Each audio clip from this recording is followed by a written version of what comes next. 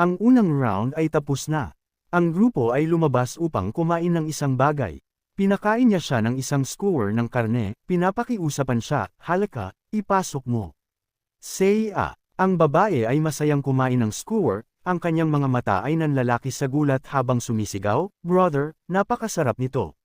Nakikita siyang masaya, ngumiti siya ng malapad. Di ba? Ang lasa ay kamangha-mangha, di ba? Kahit na ito ay parehong karne, mas masarap ang lasa kapag ang iyong brother ang nag-ihaw nito, di ba? Ang kapatid na babae na pinapakain niya ay si Jung Tuan. Ang ikatlong batang dilag ng Orthodox Sword Sect.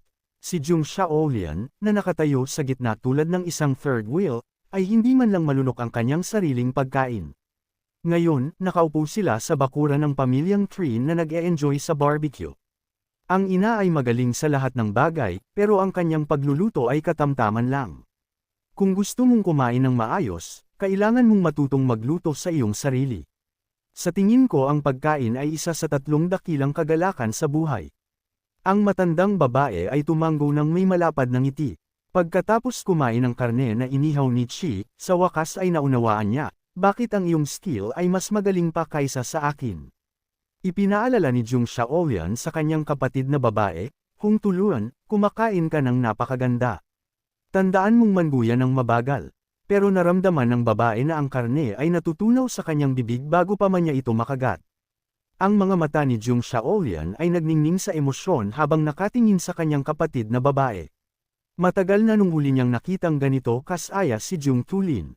7 taon na ang nakalilipas, si Jung Tulin ay biglang nagkasakit ng malubha. Ang mga sikat na doktor ay hindi mahanap ang sanhi ng sakit. Nag-iisip tungkol dito, nagbuntong hininga siya ng malungkot. Masusugpo ba talaga ang sakit ni Jung Tulin? Ang kanyang kondisyon ay lumalala araw-araw. Sinabi rin ng kanyang ina na karaniwan ay hindi man lang makalunok ang babae ng kahit isang kagat ng pagkain. Shi, salamat. Ang ama ay natuwa at pinuri siya. Napakahusay mo talaga. Ang pagpasa sa unang antas ngayong araw ay salamat sa iyong basbas. Nagtanong naman si Chelian, nalutas mo na ang lahat. Iwan mo sa akin ang ikalawang antas. Nakikinig si Jung Shaolian sa kanila, nag-iisip sa kanyang sarili.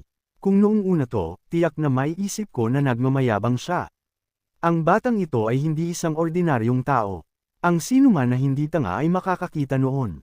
Nagsimula siyang mag-usisa, sino ba talaga siya? Ang eksena ay lumipat. Nang gabing yun, sa isang bukid ng mga pulang-pulang bulaklak, si Chalian ay naglalakad ng casual nang bigla siyang nakaramdam ng isang bagay. Humarap siya, alerto. Ang mga bulaklak sa ilalim ng kanyang mga paa ay biglang sumabog. Isang bagay ang umuusbong mula sa ilalim ng lupa at ang lupa ay nagkaroon ng lamat. Nakatayo siya ng perpektong tahimik, nakikinig sa mga ugong sa kanyang paligid. Sa isang iglap, ang buong flower garden ay nagbago at naging mga hanay ng vertical stone pillars. Isang maling hakbang lang at mahuhulog ka sa iyong kamatayan. Tumingin si Chelian sa paligid at medyo satisfied sa nakita. Tumangala siya at nagtanong, mukhang cool, di ba? Nakatayo doon ang Flower Manor Master, ang matanda, at ang lalaking si Wu Ying. Deactivated na ng matanda ang formation, at ang mga bato ay nagsimulang maging dust. Ang formation na iyon ay ang Strange Flower Sham na Palaces Formation, ang pinakasimpleng formation sa 3 mayroon dito. Ang pangalawa ay ang 5 Elements, 7 Stars Formation. At ang huli ay ang Great Chilean King Formation, paliwanag ng matanda. Kapag na-activate ang Great Chilean King Formation at hindi mo alam kung paano ito ay solve, tinitiyak ko na walang expert ang makakatakas. Habang patuloy sa pagrarumble ang matanda, pinutol siya ng ating protagonist. Pinaprove lang niya na terrifying formation iyon. Pero Flower Manor Master, may isang bagay kang pagkakamali. Napatigil ang ngiti ng matanda. Sinabi ni Chelian sa kanya, kahit hindi mo alam kung paano i-break ang isang formation, laging may martial arts na kayang mag-shatter dito. Nang makita ang blanco at confused na ekspresyon ng matanda, natawa si Chelian. Well, maiintindihan mo rin balang araw. Sa likod ng 3 formations, isa-set up natin ang 7 stages, Death Road. Ang huling area ay kung saan itatayo ang mga main building. Halos matapos na ang construction. Huminto si Chelian at tumingin sa matanda. Ngayon, itatayo natin ang pinakamalakas at pinakakol na sect sa Jiangho. Lumingon siya kay Wu Ying, na nakatingin din sa kanya habang nakangiti ng may pag-unawa.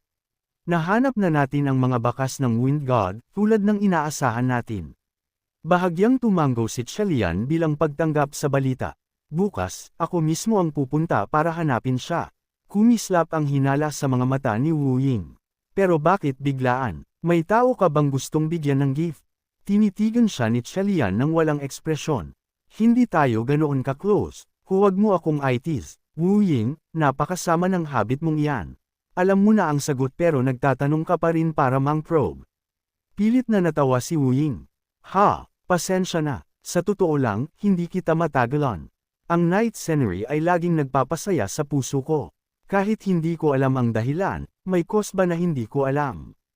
Halimbawa, noong nahulog ako sa balon noong 2 taong gulang ako at na-trap sa dilim ng 3 o 4 na araw. Kakatuwa man, naniwala ng tuluyan si Wu Ying sa ating protagonist. Walang ganoong bagay. At kahit totoo man iyon, young master, siguradong naka-climb out ka ng mag-isa. Ang pakikipag-usap sa iyo ng ilang sentences lang ay nakakasira na ng mood. Minsan nga naiinis na rin ako sa sarili ko. Mabilis na ikan-away ni Wu Ying ang kanyang mga kamay. Hindi yun ang ibig kong sabihin. Nagbibiro lang ako. Haha, biglang tumitig si Chalian sa ibaba. Wu Ying, mahahawakan ko kaya ang lahat ng ilaw na iyon sa aking palad. Matalim siyang tinitigan ni Wu Ying. Ang determination sa mga mata ni Chalian ay isang bagay na kinatatakutan niya minsan. Tumango siya ng may tiwala. Siyempre, sa Jianghu na ito, sino pa ba ang mas makakagawa nito kaysa sa iyo, young master? Kinabukasan ng umaga, dinala ni Chalian si Lian sa market. Tumakbo ang dalaga kasunod niya at nagtanong, hindi ka man lang nagsalita. Saan mo ba talaga ako dadalhin? Lumingon si Chalian habang nakangiti. Sa isang lugar na nagbebenta ng mga authentic weapon. Hindi niya ito naintindihan. Authentic weapons. Naalala niya noong pumili siya ng weapon at diretsahang krinitisa ito ni Chalian. Kitang-kita sa mga mata nito kung gaano kababa ang pinili niya bago ito nagbuntong hininga. Ayaw nang makipagtalo ni Chalian at nagpatuloy, dadalhin kita sa isang amazing na lugar. Pumasok sila sa 703 kalye bago sa wakas ay nakarating. Ang sumalubong sa kanila ay isang matandang lalaki na mukhang napakasungit. Si Jung Shaolian ay napaatras sa takot. Maluwag ang smithy pero walang ibang tao. Naramdaman niyang masyadong nakakatakot ang atmosphere. Di ba sinabi niyang first time niya sa Wuhan? Paano niya nalaman ang tungkol sa black market na ito? Nakatayo pa rin doon si Chalian at trying test ang isang makinang na throwing dart. Pagkatapos eye test, lumingon siya at direktang tumingin sa matanda. Ito lang ba ang mayroon ka rito? Sa sandaling iyon, nakatutok ang mga mata ng matanda sa 2 sword na nakabalot sa bandage sa likod ni Chalian. Nagbago ang kanyang ekspresyon at naging isang magiliw na ngiti. Alam kong isa kang customer na gustong makakita ng iba pa. Dahil napakasuri mo, ipapakita ko sa iyo ang isang weapon na karapat-dapat sa status mo. Habang sinasabi ito, binuksan niya ang isang wooden box. Ito ang Ice Jade Hand. Ang item sa loob ng kahon ay naglalabas ng malamig na hangin at asul na liwanag. Sa isang tingin pa lang, alam mong extraordinary ito. Ang matalas na blade at ang precise craftsmanship, hindi ito ordinaryong bagay. Bilang isang layman, nakatitig lang si Jung Shaolian ng may pagkamangha. Napakaganda. Pagkatapos niyang magsalita, nag-quote ang matanda ng presyong 15,000 taels na parang kidlat na tumama sa kanya. Napatigil ang dalaga sa kinatatayuan, 15,000 taels. Pero kalmadong nagtanong si Chalian, kung bibilhin ko ito, may libreng gift ba nakasama? Lalo siyang nagulat at mabilis na lumingon kay Chalian. Kung may gift na kasama, bibilhin mo talaga. Hindi nagbago ang ekspresyon ng matanda at nagtanong, gift. Ano ang gusto mo? Tumingin sa paligid si Chalian. Pwede ko bang kunin kahit ano ang gusto ko? Nag-isip ng mabuti ang matanda habang sinusuri siya mula ulo hanggang paa. Alam niyang ordinaryo lang ang lahat ng narito. Ang taong ito ay talagang kakaiba. Nakatayo lang doon si Chalian habang nakangiti at naghihintay. Sa wakas, tumango ang matanda. All right, na-plan out ko na ang lahat. Naghihintay lang ako na magsalita ang matanda para may point at ma-claim ko agad. Kukunin ko ito. Tumingin ang matanda na halatang nagulat. Napasinghap si Jung Shaolian habang dilat ang mga mata sa shock. Ang matanda ay nagpakita ng isang pilyong ngiti. Malinaw na napaka-interested niya sa akin ngayon. Maitatanong ko ba ang pangalan mo, irog na binata? Tinitigil ni Chelian ang matanda sa mga mata. Ako si Chelian. Nang makita ang kanyang kebs o confusion, nalaman ni Chelian na ngayon lang nito narinig ang pangalang iyon.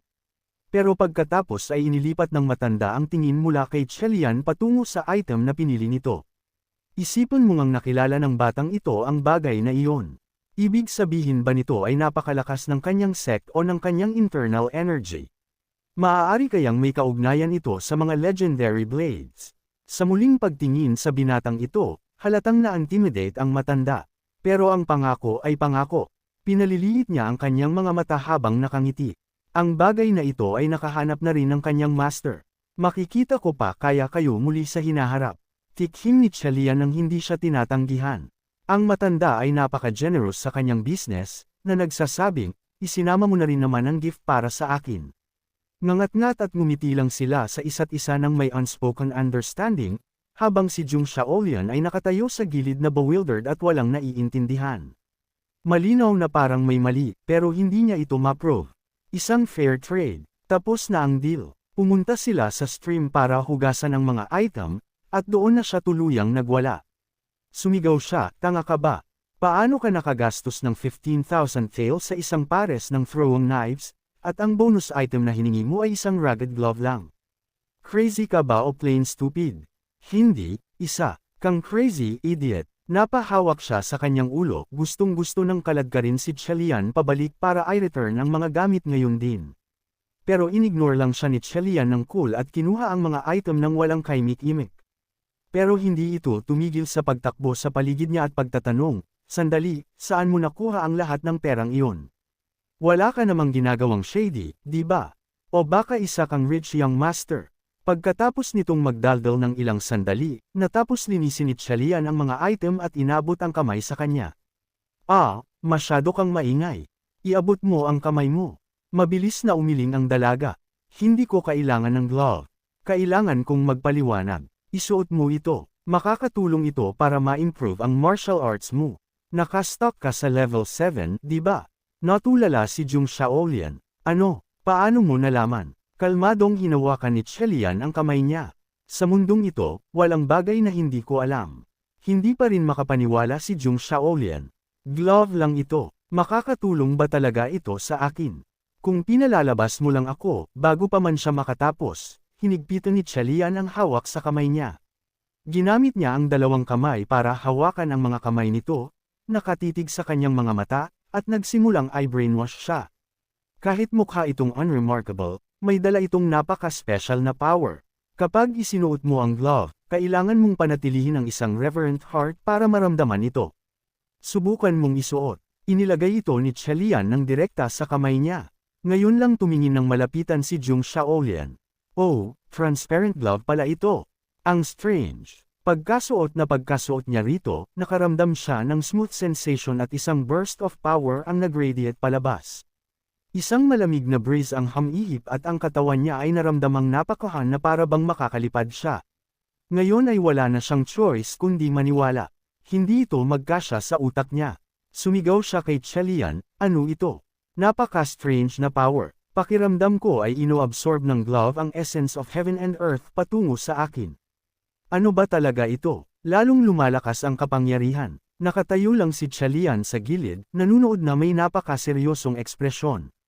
Tila alam na niya na mangyayari ito. Isang golden light ang bumalot sa kanilang dalawa, na bumubuo ng isang dense circle ng spiritual energy. Hindi pa rin makapaniwala si Jung Shaolian, nakatitig ng mat-aman sa kanyang gloved hand. Hindi ito ordinaryong artifact. Ngayon lang ngumiti si Chelian, satisfied. Tinanggap ka na niya. Tulad ng inaasahan, hindi ako nagkamali. May talent ka sa bagay na ito. Tumingin ang dalaga sa seal sa kanyang palad. Tinanggap ako. Ano ito? Isang seal. Ipinakita ni Chelian ang kanyang kamay na may eksaktong kaparehong simbolo at ngumiti ng nakatutuwa. Go on, say hello. Ito ang God of Wind. Inisip ko ang lahat. Magsuot tayo ng tig-isa. Kapag nagkalapit tayo, magre-react ang mga glove. Masyadong mahina ang internal energy mo kaya hindi mo ito maramdaman. Pero alam ko, mukhang may duda pa rin siya. Paano naging posible iyon? Dahil mas malakas ako sa iyo. Siyempre, posible iyon. Hindi lang ito basta material. Ang orihinal na owner ng mga glove na ito ay ang pinakadakilang master ng mundo 3,000 taon na ang nakalilipas. Ang King of Feasts, ang God of Wind. In short, ito ang treasure among treasures. Nagtatanong pa rin si Jung Shaolyan, at may point naman siya. Kung napakahalagang treasure nito, bakit itinapon lang ito sa black market? Nag-shrug si Chalian, sino ang nakakaalam? Baka naghihintay lang ito sa kanyang master. Magagamit mo ang iyong bare hands para i-block ang sword energy, pero dahil masyadong mahina ang internal energy mo, masasaktan ka. Pero at least hindi mapupuputol ang mga kamay mo. Isipin mo, na lang na nagdagdag ako ng layer of protection para sa iyo. Bigla siyang huminto sa paglalakad, nag-hesitate ng matagal bago naglakas loob na tumangala at magtanong, bakit napakabuti mo sa akin? Hindi inaasahan ni Chalian na itatanong niya iyon.